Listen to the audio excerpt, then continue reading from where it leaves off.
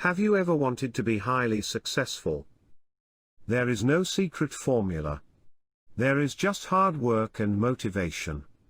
If you keep trying at your goal, if you put in the work every single day, if you are single-minded in your determination and you do not give up, then eventually you will be successful. Don't believe me? In a moment, when you have heard the inspiring stories I'm about to share, then you will. Use fear setting, Tim Ferriss. Author Tim Ferriss is responsible for starting the lifestyle design movement, and can even take some amount of credit for the equally big health tracking trend. Tim's books have all reached the bestseller lists. He has worked with some of the most successful people on the planet, he has run multiple businesses, and he also has a huge podcast. If you haven't checked him out, then I recommend you do. Tim recommends a technique called fear setting to achieve your goals. The idea is that many of us fail to make progress because we're scared of failure. You might not apply for other jobs because you're scared of what leaving your current work might mean. You may not speak to an attractive member of the opposite sex because you're too scared of rejection. But here is the thing, most of us fail to ever define precisely what it is that we're afraid of. As a result of this, we end up blowing those fears out of all proportion and becoming frozen in fright. By taking a moment to write down precisely what it is you are scared of, you will often realize that your fears really aren't all that bad and that you're perhaps overreacting.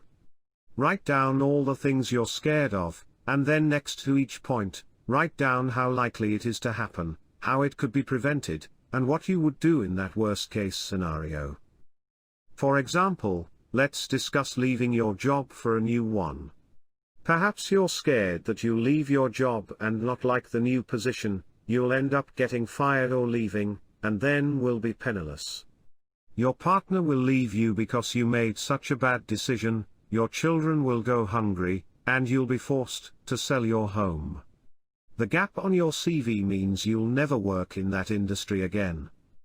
Okay, so how likely is this? First, you won't give up your current job until you have the new one. Second, if you don't like the new job, you can just look for work again. There are laws in place to prevent unfair firing, and you should be able to get a very good idea of the workplace culture and vibe before you transition to the new position. All of this makes the chances of ending up jobless much smaller. Now consider that you probably could get your old job back if ever you needed to. That you likely have at least some savings you could live off for a while. That your parents might step in to help. That you can discuss the idea with your partner. And that they support your decisions.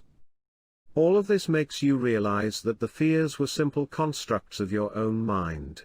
Thank you for joining me, and let me leave you with my hope that you will remain focused and dedicated to achieving your goals. This is Arthur Pindle. Good day.